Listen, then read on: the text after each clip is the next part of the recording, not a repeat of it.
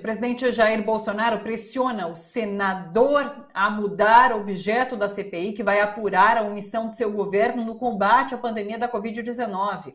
Jorge Cajuru é um dos autores do pedido de CPI aprovado na sexta-feira pelo ministro do STF, Luiz Roberto Barroso, mandou o Senado instalar essa CPI.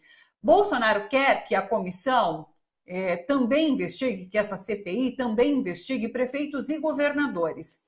E daí o senador Cajuru divulgou nas redes sociais uma conversa telefônica que ele teve com o presidente Bolsonaro no sábado à noite. A gente vai acompanhar agora alguns trechos dessa conversa. Olha só, nesse trecho aqui que a gente separou, Bolsonaro diz o seguinte: então, é uma CPI direcionada completamente à minha pessoa. Cajuru responde: não, presidente. Presidente, a gente pode convocar governadores.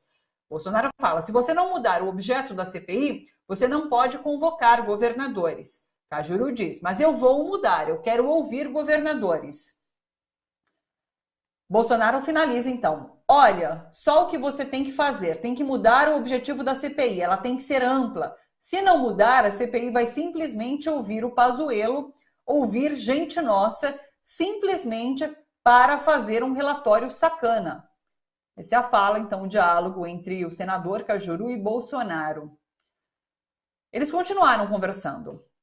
Num certo trecho, eles falam um pouquinho sobre a necessidade de investigar ministros do Supremo Tribunal Federal. Jorge Cajuru avisa, então, que já protocolou um pedido de impeachment de Alexandre de Moraes. O trecho é o seguinte: Bolsonaro diz: tem que peticionar o Supremo para botar em pauta o impeachment também. Cajuru responde: o que eu fiz? Parece que você fez. Você fez para investigar quem? O Alexandre de Moraes, responde Cajuru. Daí Bolsonaro diz assim: você peticionou no Supremo? Sim, no Supremo. Eu entrei ontem, sexta-feira, às 5h40 da tarde. Parabéns para você. Eu só queria que o senhor desse crédito para mim nesse ponto. Daí, para finalizar a conversa, Bolsonaro responde: Cajuru, depois que nós conversamos aqui, nós dois estamos afinados. Essa troca de mensagens foi divulgada ontem, então, pelo senador Cajuru. E o STF, inclusive, foi alvo de mais uma manifestação que aconteceu nesse final de semana, foi na manhã de domingo. Teve uma marcha da Família Cristã pela Liberdade em várias cidades do país, um protesto contra a decisão do Supremo, que manteve a autonomia de prefeitos e governadores que decretaram o fechamento de templos e igrejas. Sobre a pandemia aqui no Brasil ainda, a foto de um homem usando uma máscara de proteção de ponta cabeça foi usada numa campanha da Secretaria Estadual de Saúde do Rio de Janeiro. Pois é, espalhada por toda a cidade, essa foto faz parte de uma campanha publicitária que custou 13 milhões de reais.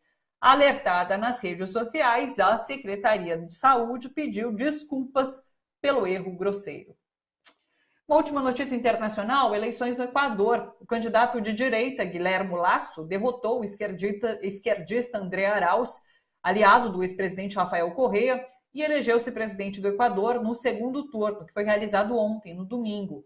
O candidato progressista fez um pronunciamento sobre o resultado, parabenizou o opositor pela vitória e agradeceu os votos e a militância. Leandro Fortes já está aqui com a gente, conectado, para a gente falar um pouquinho sobre esse cenário político. Tudo bem com você, Leandro? Como está por aí? Tudo ótimo. E você, Thalita? Tranquilo? Tudo bem também, Leandro. Leandro, queria começar trazendo, então, essa conversa entre Cajuru e Bolsonaro. Eu quero saber a sua opinião, porque eu não entendi o porquê de Cajuru ter divulgado esse áudio, em que ele aparece, de certa forma, tramando contra um outro poder, né? É para mobilizar uma base bolsonarista. Qual foi, na sua opinião, qual foi o objetivo da divulgação desse áudio que ele teve, dessa conversa que ele teve com o presidente Bolsonaro?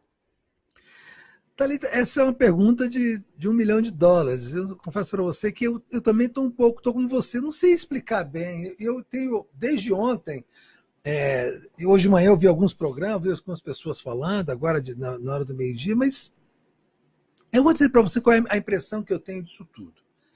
Eu acho que eles armaram isso. Eu acho que eles armaram para assim. Porque o Cajuru, você sabe, o Cajuru é um rato, né? O Cajuru é um rato, é um parlamentar de 15ª qualidade. É um sujeito que fez fama e se alimenta de polêmicas sujas. É um populista no pior sentido do termo. É dessas excrescências que o Congresso Nacional acata e aceita de tempos em tempos e nos seus níveis mais baixos. Então, assim, eu não acredito, aí eu não acredito mesmo que o Cajuru tenha feito isso sem Bolsonaro saber. Porque o Cajuru, ele é um puxa-saco, antes de tudo, ele é um puxa-saco. E ele é muito ligado ao Bolsonaro, ao bolsonarismo. Ele é uma das figuras do esgoto bolsonarista. Eu tenho a impressão, e aqui pensando assim como analista, né, chutando um pouco, de que eles combinaram isso, mas deu errado. Eles combinaram fazer isso, mas a repercussão foi foi num viés que eles não queriam que ela tivesse, que foi no viés do crime de responsabilidade, do conluio, do crime e tal. Sim. Era uma coisa para mobilizar o gado, mobilizar a gente sabe, aquele eleitorado do Bolsonaro que se mobiliza muito fortemente dessa maneira, né? Assim, e sobretudo, o que me dá mais certeza disso, Thalita, é que essa conversa entre eles, ela tem como foco central a consolidação de uma narrativa que é muito importante para o Bolsonaro, que é a narrativa de que prefeitos e governadores não deixam ele cuidar da pandemia, e que por isso a CPI da pandemia deveria ser voltada para esses governadores e prefeitos, e não só para o Ministério da Saúde. Que aí sim, aí ele fala assim, aí 10 para você faria um grande trabalho para o país, seria muito bom e tal. Por quê?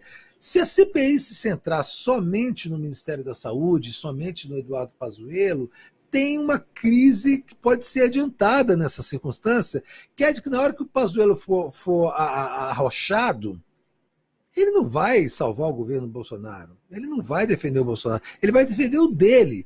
E defendendo dele, ele é um general da ativa. O general da ativa é chamado para depor na CPI acusado de genocídio, de incompetência, de roubo, de cacete a quatro. Então, assim, ele não vai salvar o Bolsonaro porque ele não tem nenhuma razão para isso, inclusive. Ele sequer mais é funcionário do governo Bolsonaro. Ele é um general de carreira, 3 estrelas, querendo ir a 4 estrelas. Então, assim, vai ser ruim, porque em algum momento ele vai falar a verdade. Olha assim, quem não deixava eu trabalhar era esse genocida maluco, que impediu que eu comprasse as vacinas da Pfizer, que impediu que eu negociasse com as compras de outras vacinas, que atrapalhou o meu trabalho no Estado de Saúde, que impediu que eu fizesse campanha de saúde para que as pessoas morressem. Então, o genocídio vai estar configurado. A gente sabe, Thalita, que desde do primeiro momento, na semana passada, quando o ministro Barroso determinou a abertura da CPI, por uma contingência legal, já que havia todos os pré-requisitos, e o presidente do Senado não aceitava, né, o Rodrigo Pacheco não aceitava abrir a CPI, desde aquele momento a reação do Bolsonaro foi desmedida. Ele, no outro dia, ficou furioso, ele enlouqueceu, na verdade, porque ele percebeu que essa CPI vai mexer nas entranhas dessa história da vacinação e do plano do governo de impedir a vacinação, e isso agora, nesse momento, é fatal para ele, é letal para o governo dele, pode melar de vez o governo dele e criar problemas maiores. Só que esse telefonema com o Cajuru, e aí eu queria que você até me ajudasse nessa análise, é tão fora, tão fora da curva, que gerou, na verdade, uma reação no Congresso Nacional, no Poder Judiciário, no STF, e na opinião pública em geral, de que ele cometeu aí sim um crime grave, vários crimes, inclusive de responsabilidade, inclusive do Código Penal. Ele chega a dizer que vai ter que trocar porrada com o senador, que é o Randolph, lá do Amapá, e é um conluio. E assim, é mais ou menos um esquema parecido com a Lava Jato. O presidente que vai ser investigado está conversando com o juiz, que é o senador que poderá fazer parte da CPI, para modificar o objeto da CPI, que não pode nem ser feito do ponto de vista legal, para que ele tire o dele da reta e coloque os governadores e prefeitos. Se ele conseguisse, digamos isso, esse absurdo, ele conseguiria fazer, no mínimo, uma enorme confusão, porque você vai investigar 27 governadores, mais 200, 300, 400 prefeitos ou 1.000 prefeitos, você inviabiliza completamente a CPI, é isso que ele quer fazer. Tudo isso, para mim, Thalita, ele autorizando, tendo autorizado ou não, me parece que foi um grande tiro no pé e que mostra que há um certo desespero dele em relação a essa CPI. Eu concordo, também acho que, de certa forma, ele pressiona para que prefeitos e governadores entrem no foco dessa CPI para mobilizar essa base, para dizer para essa base que ele continua trabalhando para, de certa forma, afrontar os governadores e prefeitos que tomam medidas das quais ele é contra. E existe na fala dele essa preocupação, inclusive, com o Pazuello, né? Ele mostra que, caso o Pazuello fosse depor, caso ele vá depor, inclusive, ele pode trazer situações e comentários ali que comprometem o governo. Então, acho que na fala dele, ele já coloca que há um risco no depoimento de Pazuello, que ele pode mostrar coisa demais ali numa possível fala. A gente falou sobre, inclusive, essa decisão do STF de instalação de CPI na sexta-feira. E eu esqueci de te perguntar naquele momento, você acredita que essa CPI possa trazer algo impactante a nível de tirar Bolsonaro do poder, a ponto de a gente ter um impeachment acontecendo? Pode fortalecer, inclusive, as forças políticas que movem o impeachment? Eu acho que sim. Na verdade, eu tenho certeza que sim. Há muita gente dizendo que não, pensando numa questão prática, que a gente não pode deixar de lado, que é a questão do tempo. Haverá tempo hábil para se votar um impeachment depois de uma CPI, mas se essa CPI chegar a conclusões muito escandalosas, a conclusões muito graves, e vai chegar, se ela for razoavelmente feita, ela vai chegar inclusive a questões de desvio de recursos e falcatruas dentro do processo de compra de vacinas, de seringas, de insumos, enfim. Mas ela basicamente vai deixar bem clara que o governo teve a chance de salvar a vida de 350 mil brasileiros e não fez. E não fez por questões ideológicas, não fez deliberadamente. O governo brasileiro decidiu que, em nome da sua posição ideológica, da sua estupidez política, 350 mil brasileiros deveriam morrer, porque ele estimulou aglomerações, ele não comprou vacinas no momento que teria sido importante ter comprado essa vacina, desprezou outros consórcios de compra de vacina em nome da submissão ao governo Trump, por exemplo, né? Ele estimulou aglomerações, estimulou o não uso da máscara. O próprio presidente da República se colocou contra a vacina, declarou publicamente que não iria se vacinar, ou seja, passando uma mensagem muito, muito negativa sobre a vacina para a população, e isso gerou mais mortes. Assim, o Palácio Planalto, o presidente Jair Bolsonaro, impediu que o Ministério da Saúde fizesse campanha de saúde para salvar a população. Isso é um crime de genocídio. Isso é genocídio. Então, isso a gente sabe empiricamente, observando as experiências do governo, tudo que ele está fazendo. Mas com a CPI, a gente vai ter o conhecimento didático e científico de como isso foi feito. Mais ou menos, guardadas as proporções, as pessoas sabiam até o Tribunal de Nuremberg que havia um genocídio de judeus na Europa, havia um holocausto na Europa, já era denunciado em muitos fóruns nos Estados Unidos, na Europa Ocidental. Enfim, o mundo sabia que estava havendo uma perseguição e assassinato de judeus na Europa. Mas os detalhes do holocausto só foram percebidos no momento em que houve a CPI do holocausto, ou seja, o Tribunal de Nuremberg. Que aí sim, os depoimentos foram dados, as fotos, os documentos, os levantamentos, as investigações, as prisões, enfim. Aí sim, de guardar as proporções, a CPI do Holocausto foi o Tribunal de Nuremberg. E o Bolsonaro tem muito medo que a CPI do genocídio, a CPI da Covid, seja o Tribunal de Nuremberg dele, onde as coisas serão levantadas, demonstrando didaticamente como foi elaborado o genocídio de mais de 350 mil brasileiros, deliberadamente montado como plano de governo, que colocaria ele, então, numa situação de criminoso internacional, de um criminoso contra a humanidade. E disso, claro, ele tem medo. Você citou essas medidas, eu lembro que Bolsonaro vetou, ali no começo da pandemia, a instalação de cartazes em portas de comércios e lojas recomendando o uso de máscara. Ele vetou, é um absurdo. E daí, durante esse final de semana, eu vi correndo aqui uma notícia de que o Ministério da Saúde começou a fazer campanha pelo uso da máscara. Isso um ano depois, chega a ser piada. A hora que eu vi, eu falei, como ser hoje, gente. É agora, É, foi esse final de semana. é ridículo, é ridículo. Só para a gente finalizar, vamos falar sobre essa questão da máscara do Rio de Janeiro, inclusive, uma campanha publicitária de 13 milhões de Pois reais, é, em cara. que eles fazem com a máscara invertida. E eu vi também um monte de gente comentando, depois a Secretaria de Saúde se pronunciou que de fato foi um erro. Mas como assim você faz um erro desse nessa altura da pandemia, Sabe, Leandro? porque assim, o assunto foi tratado de forma absolutamente burocrática. Porque, olha só, eu tenho uma agência de marketing digital que também é uma agência de publicidade. Aqui a nossa querida Cobra Criada.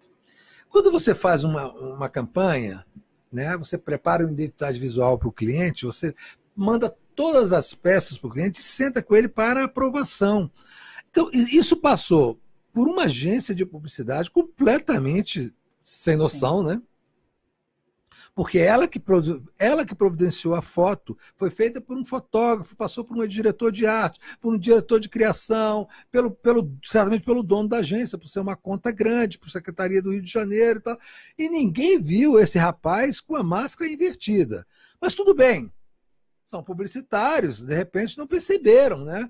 Aí vai para a Secretaria de Educação, tem um briefing onde são mostrados todas as peças, onde elas vão ser colocadas, no ponto de ônibus, no outdoor, panfletos, cartazes, mídia eletrônica, aquela coisa toda.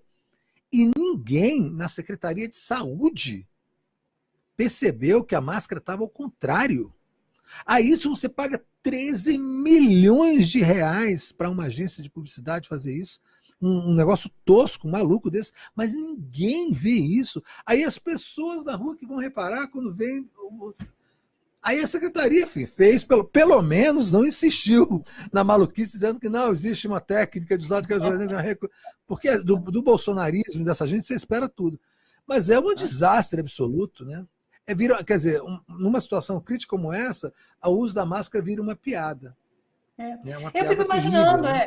essas pessoas devem estar tão alheias à pandemia, a esses cuidados básicos, a ponto de aprovar a máscara dessa Não. forma. Como você disse, E olha ninguém na só, Secretaria de Saúde, poxa vida.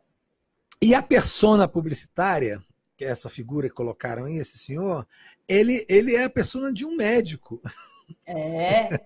Alguém que Né? Eu manja, acho que é de um médico abraçando, o abraça a vacina, usando até uma coisa legal, que é uma campanha do Conselho Nacional de Saúde, abraça a vacina, tá tudo certo, mas aí você comete um erro desse, vira uma piada.